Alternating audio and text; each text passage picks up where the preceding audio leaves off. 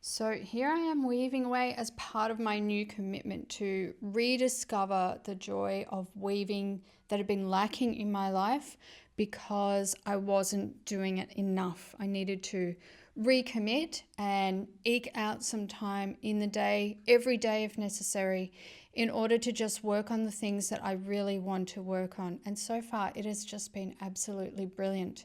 Something that I did today is I even used my precious morning time in order to work on a project that is purely and simply for me. And my morning time is like my gold time because it's the time that I have most of my energy and I'm feeling really great and I can get things done, and then things kind of dwindle off in the afternoon and I'm not able to do as much. So when I get up in the morning, I make my bed, I have my shower, and then I give what I think of as my first fruits of the day to God. I spend at least half an hour in prayer, and that is such a worthwhile investment. It's my best time of the day, and I give it to Him. And then after that, I usually work. And I've already worked for several hours today, but because I got up nice and early, I've been able to dedicate this time to work on this project that is important to me. So now that I have done this and met my commitment of weaving just for myself every day, I even spent about half an hour on it, which is really fantastic.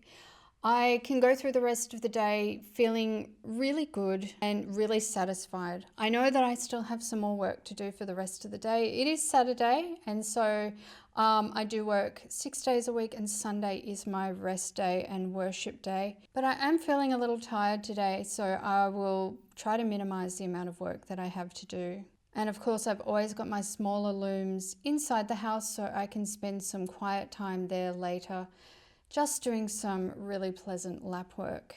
So I hope that you feel more inspired to take the time that you need to do the things that are really important to you, that fill your cup. You know you can't fill the cups of others around you unless yours is full enough as well. So I encourage you to keep going, keep trying, and do the best you can to do things that bring joy to you and those around you.